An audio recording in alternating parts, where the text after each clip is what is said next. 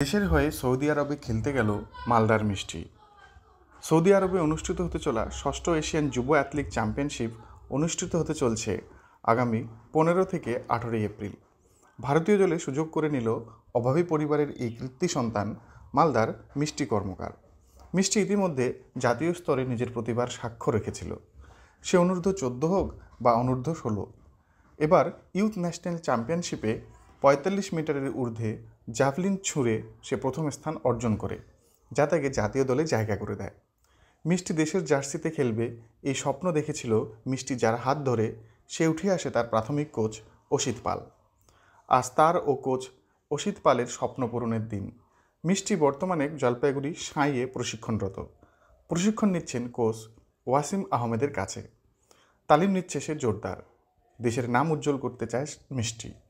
মিষ্টির বাবা সঞ্জয় কর্মকার ট্রেনে হকারি করেন এবং মা সুমিত্রা কর্মকার গৃহবধূ। কোনোরকমভাবে তাদের সংসার চলে। ছোটবেলা থেকেই ভাঙা ঘরে থেকে দেশের জার্সিতে খেলার স্বপ্ন দেখত মিষ্টি। আজ তার স্বপ্ন পূরণের প্রথম ধাপ। মিষ্টি দেশের হয়ে পদক নিয়ে ফিরুক, দেশের সাফল্যে ও কৃতিত্বে তার অবদান রাখুক, এই আশা রাখে নর্থ বেঙ্গল সমাচার। আপনারা দেখছেন নর্থ বেঙ্গল সমাচার, উত্তরের বার্তা, সত্যের পথে।